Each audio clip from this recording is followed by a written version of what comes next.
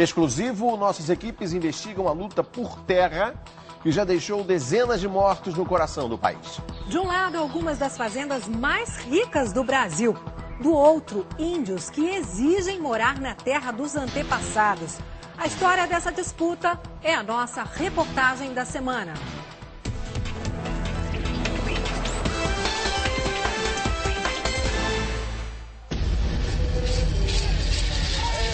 Parece uma cena de guerra. Fazendeiros e índios de lados opostos. No meio da confusão, um tiro.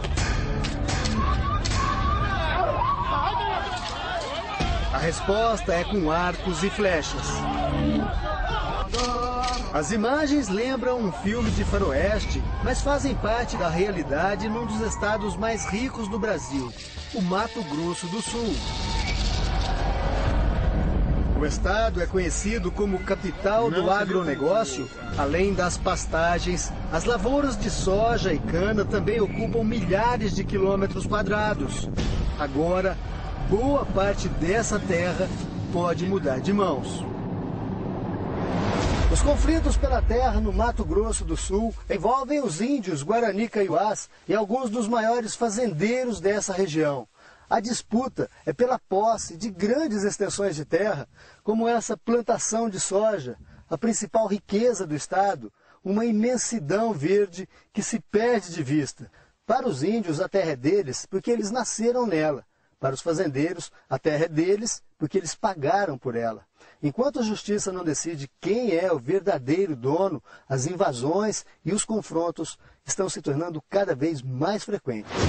Caciques que se tornam alvos. Este foi o destino do chefe deste acampamento no município de Amambai. O lugar se chama Guaiviri. Apesar de estar dentro de uma fazenda de soja, a entrada é controlada pelos índios. O acampamento é aqui. Descendo aqui? Aqui descendo aqui da mata. Nós podemos ir até lá? Vamos até lá. É a primeira vez que uma equipe de televisão entra no acampamento. Todos os índios estão pintados para a guerra e armados com arcos, flechas, facões e bordunas. Todos estão em alerta. O ataque mais recente aconteceu nesse acampamento, Guaiviri, onde vivem hoje 175 índios Guarani-Kaiowá. Ainda eram 6 horas da manhã, estava bastante escuro, porque aqui é uma mata fechada, quando, de acordo com os índios, pelo menos 8 caminhonetes cheias de pistoleiros cercaram o acampamento. Eles vieram aqui com um único objetivo, uma emboscada para o cacique do acampamento, Nísio Gomes, de 59 anos. O filho de Nísio, Gianito Gomes, estava no acampamento quando os pistoleiros chegaram. Aqui desceu 8 pessoas desceram aqui. Todos armados? Todos armados. O pistoleiro já estava aqui, ó. Aqui, outro aqui, outro aqui. E outro aqui, ó. Nessa mato daqui, ó. Daqui que já começou a atirar do meu pai. Eles começaram a atirar aqui? Daqui. Começou a atirar e já acertou bem aqui no peito. Uma. Os pistoleiros usaram balas de borracha como munição. O pistoleiro atirou do meu sobrinho para não levar o corpo do meu pai mais para lá. Ele atirou do meu sobrinho, levou 7 tiros de bala de borracha. Depois do ataque, o cacique Nísio Gomes foi levado pelos pistoleiros. 2 meses depois, ele ainda está desaparecido. Para a Polícia Federal de Ponta Porã, não existem indícios de que o cacique tenha sido assassinado. Foi apurado que houve um confronto ali na área onde eles se encontram acampados. Nesse confronto, os agressores fizeram uso de munição menos letal e que a Polícia Federal já identificou alguns suspeitos, tendo inclusive 3 deles já permanecido presos temporariamente. Índios de um lado, fazendeiros de outro. A violência gerada pela disputa de terras no Mato Grosso do Sul fica evidente neste documentário. No limite das cidades de Guatemi e Japorã, um grupo de índios e um de fazendeiros se encontram. Os dois grupos se aproximam, todos estão armados, a tensão aumenta. Os índios avançam sobre a caminhonete e o fazendeiro reage com chicotadas. Este agricultor é cercado e ameaçado com uma lança, até que um dos fazendeiros dispara.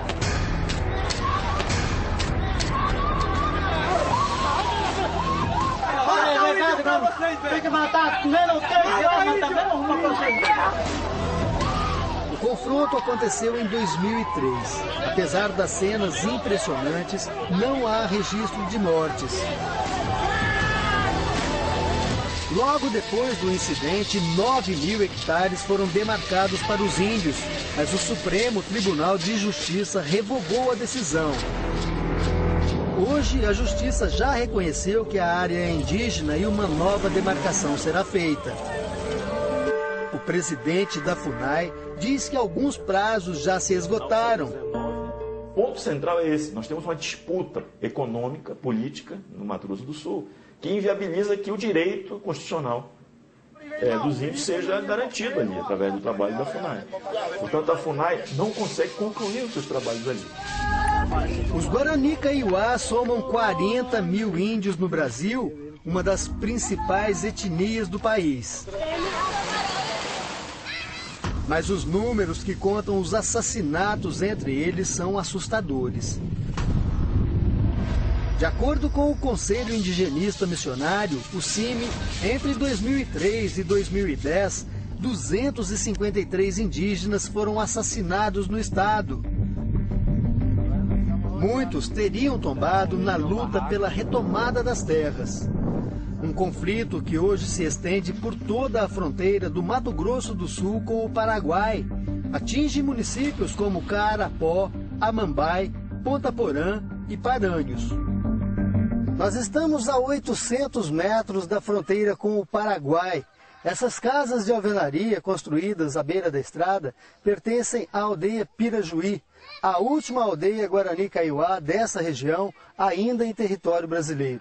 Cerca de 4.000 índios vivem aqui, numa região de fronteira naturalmente tensa, onde os conflitos pela terra também já deixaram vítimas fatais. O que parece uma casa é, na verdade, uma espécie de mausoléu. Uma proteção para o túmulo de Genivaldo Vera, um índio guarani assassinado por pistoleiros. A mãe dele, Dona Francisca Vera, fala o português com dificuldade. A senhora tem quantos filhos? 5. 5. Genivaldo era mais velho? Genivaldo tinha 22 anos. Era professor, o segundo cargo mais importante na hierarquia da tribo, só abaixo do cacique. Genivaldo dava aulas para as crianças no idioma guarani e estava num acampamento indígena quando foi morto por pistoleiros. As testemunhas do assassinato não podem mostrar o rosto. São índios que entraram no programa de proteção às testemunhas porque também estão marcados para morrer. Este índio guarani estava no acampamento quando os pistoleiros chegaram. Sábado à tarde, lá para as 3 horas, chegaram lá um monte de pistoleiro e começou a atirar por qualquer lado, né? E a gente correu, porque tem muita criança e tem rezadores também que estavam rezando, né? E sem conversa chegaram lá e já começou a atirar por cima de nós e por isso que a gente correu. Genivaldo não conseguiu escapar. Segundo testemunhas, foi capturado pelos pistoleiros e executado com tiros no peito. O corpo do Genivaldo foi encontrado em 9 dias, 9 ou uns 10 dias. Depois. Ela não viu foi mesmo. Ele tem marca de bala e torturado, né? Tudo machucado. Genivaldo não teria sido a única vítima dos pistoleiros. Rolindo Vera, de 23 anos, que também era professor, desapareceu no mesmo dia. O corpo dele jamais foi encontrado. Falando de Rolindo, até hoje isso aí que fica... Até hoje fica... Para nós é uma doença, né? Para a família do Rolindo, né? Até hoje a gente não consegue achar ele, né? Esta é a família de Rolindo Vera. A mulher dele, Danita, e os 4 filhos pequenos vivem na casa que Rolindo não terminou de construir. A menina, que está no colo de Danita, tem 2 anos. Nasceu dias depois do desaparecimento do pai. Ela e o irmãozinho ficam ao lado da mãe e passam o tempo todo nuas. Não estão assim por causa da tradição indígena, estão assim porque não têm roupas para vestir.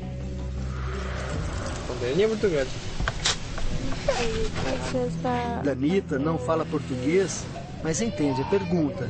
Como está a vida agora sem Rolindo, Danita? Danita não responde, não precisa responder.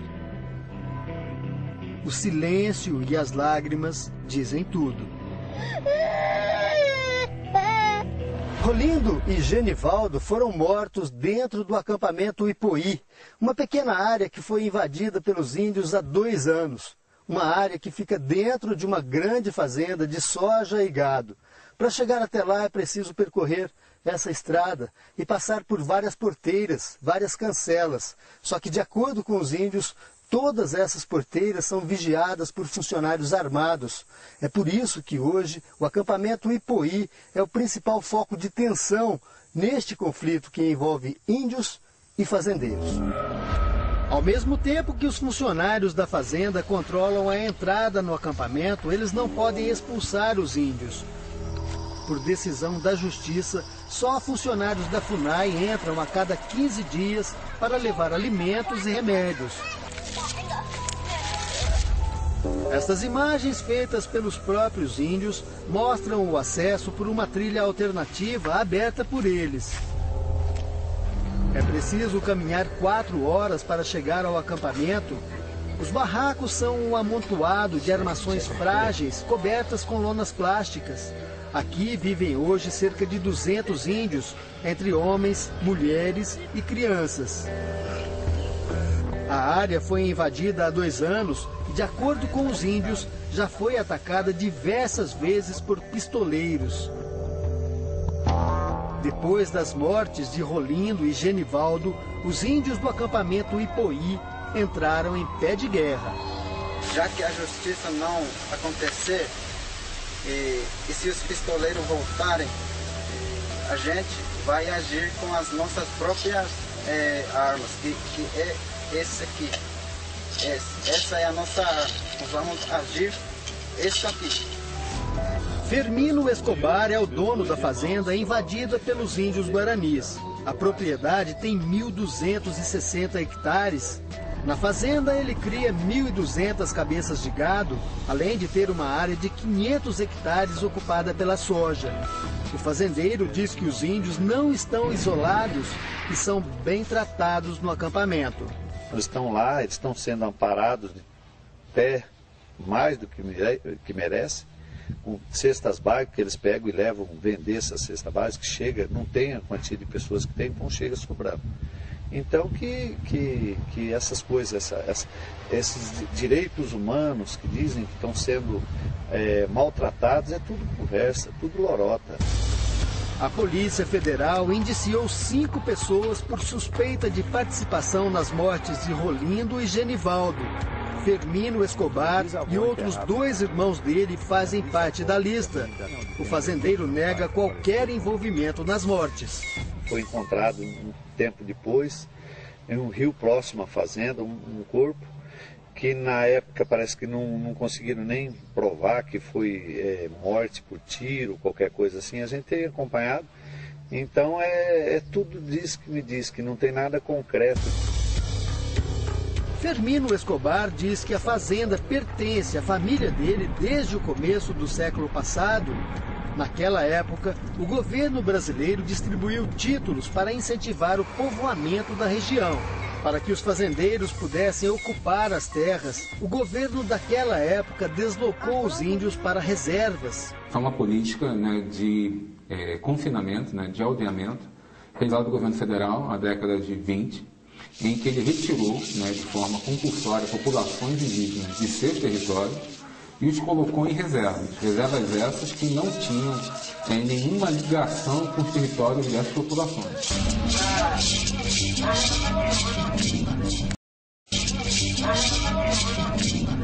Muitos índios não aceitaram viver longe das origens e voltaram aos antigos territórios. Com a terra ocupada por lavouras, alguns se instalaram às margens de rodovias. Este acampamento, chamado Curral do Arame, no município de Dourados, já sofreu diversos ataques. O último aconteceu 4 meses atrás. Colocaram fogo em todos os barracos? Todos. 7 barracos que tinha na beira da cintura. Aí vocês ficaram sem nada? Não, sem nada, ainda bem que a comunidade ajudou nós um pouquinho. Além do medo, as 13 famílias do acampamento convivem diariamente com a miséria. A água que eles consomem vem de um ribeirão ao lado do acampamento. Existem plantações de soja do outro lado e de cana aqui em cima. Quer dizer, quando chove, todo o agrotóxico jogado nessas plantações acaba vindo para cá, para essa água, que é a água que eles consomem no dia a dia. Usam essa água. Olha ali, tem roupas, eles usam para lavar roupa. As crianças que estão aqui usam para se banhar também. As crianças usam para tomar banho e também usam essa água para beber. Mas não é uma água limpa.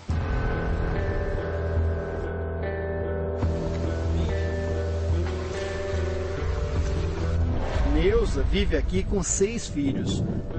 No dia que visitamos o acampamento, ela estava preparando o jantar. O que tem na panela aqui? Eu achei lá no lixo o feijão pro caça apanhei. Eu achei lá no lixo. Onde eu fui na cidade, pedi pão, eu achei lá no lixo. Aí eu apanhei para criança para comer. É o que eles têm hoje para comer. Esse feijão. Eu achei lá no lixo.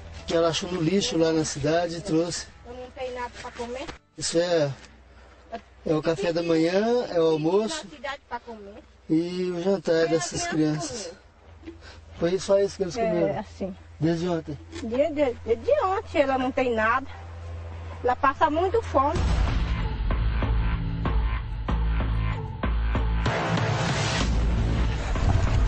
A tensão na fronteira deixa pelo caminho retratos de uma guerra. Essas imagens exclusivas mostram índios feridos depois de um ataque na cidade de Miranda. 30 estudantes indígenas estavam em um ônibus que pegou fogo ao ser atingido por bombas caseiras. Os responsáveis pelo ataque não foram identificados. O padrasto de um dos feridos conta o que aconteceu. Este ônibus já começou a pegar fogo no lado do motorista, ele falou para mim. Aí pegou fogo assim, meu filho.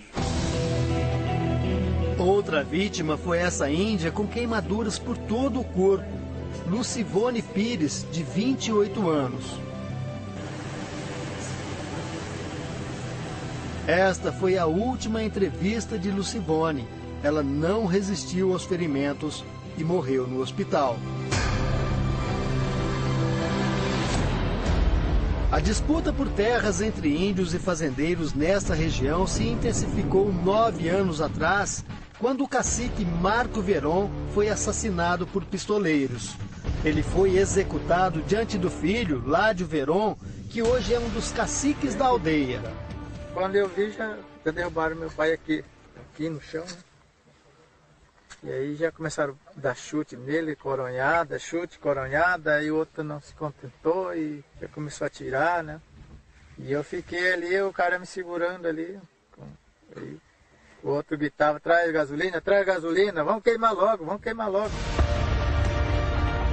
que ver meu pai aqui morrendo, aqui sem poder fazer nada, que eu não estava na mira deles ali. O lugar onde Marco Veron foi morto se transformou num memorial.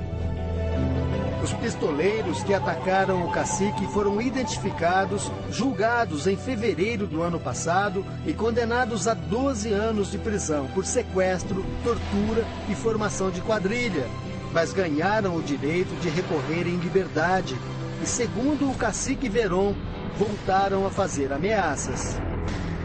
Eu, tem mais lideranças estão aí, né, para ser morto, né, por eles, né. Eu não tenho medo, eu estou aqui, né, não vou correr, eu estou aqui lutando, vou lutar até o fim, né. Este índio, que prefere não mostrar o rosto, é uma liderança na região de Carapó, um dos municípios onde os confrontos entre índios e fazendeiros são constantes. Ele diz que existe uma lista de índios marcados para morrer e um prêmio pela cabeça de cada um deles. Tem a tabela, depende da liderança, vale 10 mil, 5 mil, 10, 15, 20, até chega a 30 mil. Você, a sua vida vale quanto? Olha, hoje provavelmente vale 30 mil. Para o presidente da FUNAI, o fim dos confrontos depende de estudos que estão sendo feitos nas áreas reclamadas pelos índios. É um processo complexo que leva tempo. Quando você vai fazer isso numa região em conflito, no meu caso Mato Grosso do Sul, aí a complexidade ganha uma relevância muito maior. Eu acredito que a demarcação é uma fase prévia. Esta jurista entende que o fim dos conflitos depende basicamente de uma questão: do respeito aos direitos de índios e fazendeiros. Há uma disputa de direitos. Eu diria, a minha reação primeira seria: a posse dessas terras tradicionalmente ocupadas é dos povos indígenas, mas os fazendeiros que atuaram de boa fé, ocuparam essas áreas, têm o direito a ser a indenização por parte da União, que falhou. A União falhou por não ter garantido o respeito às terras indígenas. Enquanto isso, a tensão na região só aumenta. Índios de um lado, fazendeiros do outro, e ninguém disposto a ceder. O que está acontecendo? Estão ouvindo. Um historiador, não, essas terras aqui eram de índio. Temos que entregar aos índios. Esses 100 anos não tem valor nenhum. Nós vamos lutar até o fim, porque esta terra é nossa, né? É terra da nação Kaiowá e Guarani. Então, se eles caíram aí de paraquedas, que vieram aqui querendo a terra, né? Que compra em outro lugar, compra lá de onde eles vieram, né? Aqui é nossa.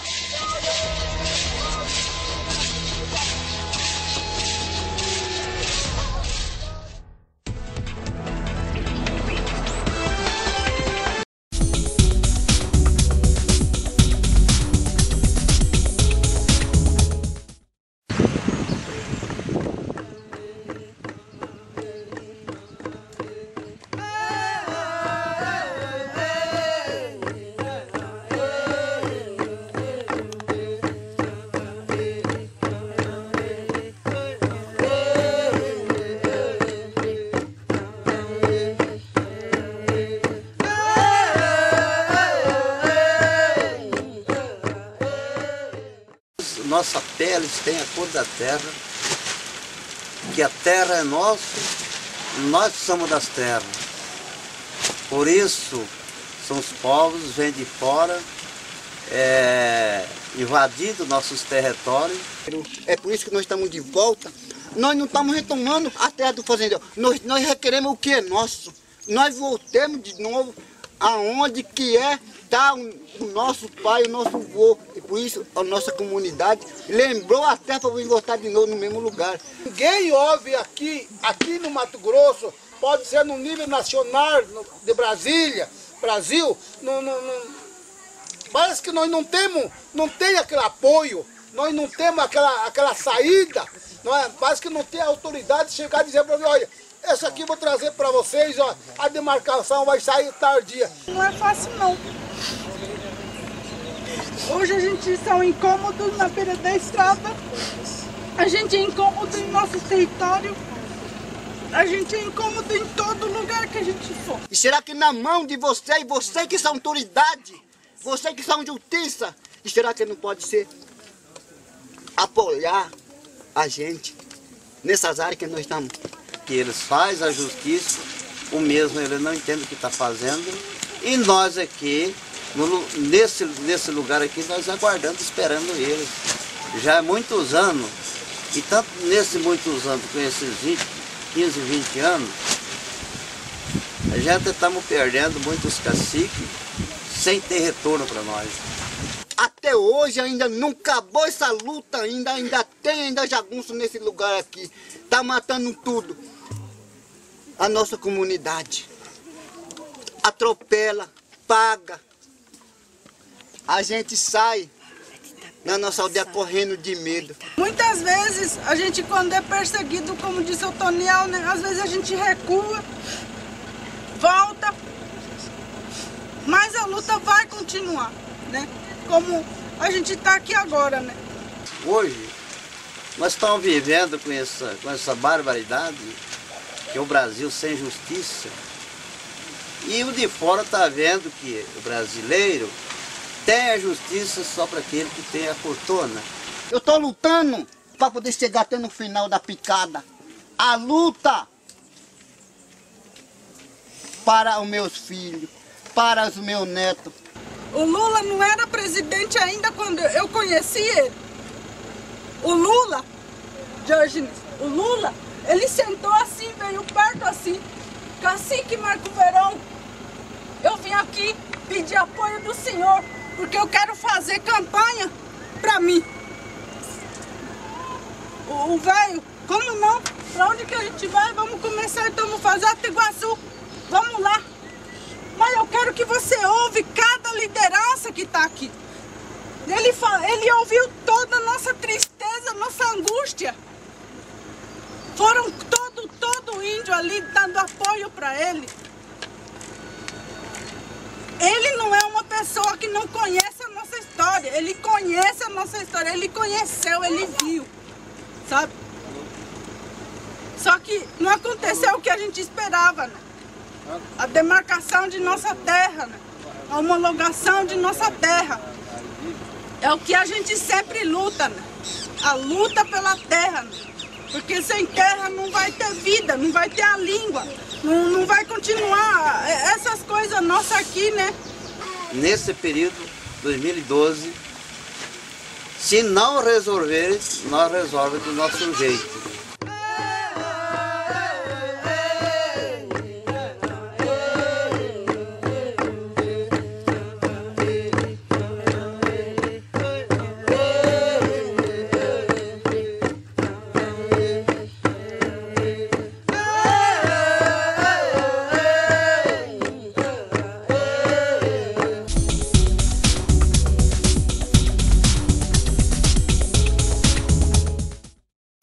No dia 18 de outubro de 2011, o povo Guarani Kaiowá sofreu um massacre que teve como alvo o cacique Nísio Gomes. Não é a primeira vez que tragédias como essas acontecem. E é por isso que hoje estão reunidos aqui na PUC lideranças de diversas frentes militantes num ato contra o genocídio do povo Guarani Kaiowá e também como um alarde à situação terrível que vive hoje o Mato Grosso do Sul nas disputas de território entre os indígenas e o agronegócio. Terra, por mais distante o erro. Você perdeu o seu pai em 2003, né? E agora, há pouco tempo, o cacique Nísio Gomes também aconteceu a tragédia que foi. E aí, primeiro que a polícia acha que não tem indícios de que isso realmente tenha acontecido. O que você acha desse posicionamento, tanto da Polícia Federal quanto do Poder Executivo? Em todo esse tempo de luta que a gente teve aí com relação à terra, a gente não teve apoio de ninguém, né? Uma luta praticamente uma guerra, né? Esses poderes são omissos, né? Omisso para atender a reivindicação da população indígena, porém muito presente quando para favorecer por exemplo, fazendeiro que manda assassinar caciques. A cana hoje tem mais valor, né? Tem mais valor do que uma criança, tem mais valor do que uma criança indígena. A vaca tem mais valor, né? A soja tem mais valor, a cana tem mais valor, né? Então eu acho que tinha que ter uma política voltada à questão indígena, né? E hoje nós não temos isso.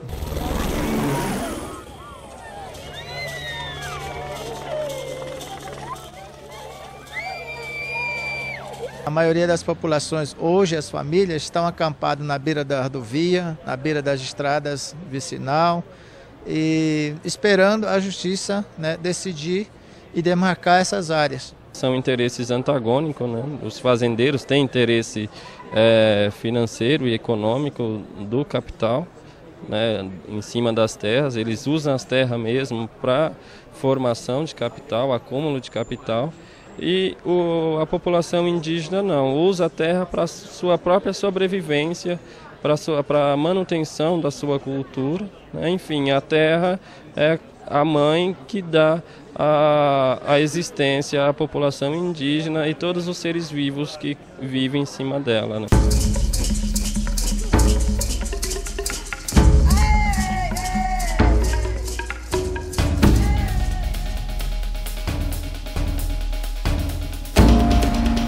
É fundamental que seja demarcado 100% das terras indígenas no Brasil. Porém, não só isso, não basta o Estado brasileiro, o governo, só fazer a demarcação, né? Ela tem que tirar a população não índia de dentro desse território demarcado.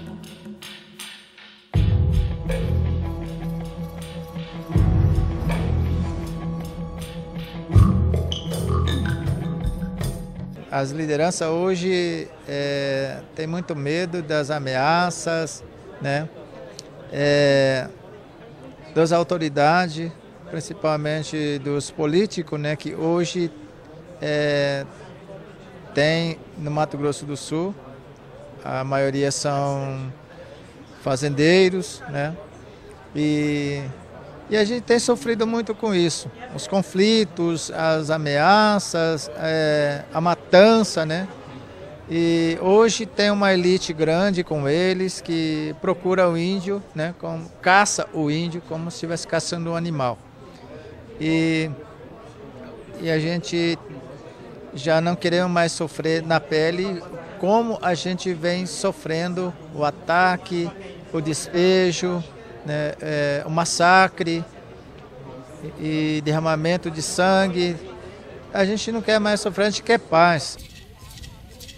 Nós somos gente, nós somos humanos que apenas querem sobreviver. Eu estou aqui, espero que essa sociedade hoje, né, e as reportagens que a gente está fazendo percute aí o Brasil e que chega até a presença da presidência Dilma e que faça acontecer de verdade o que está escrito dentro da Constituição.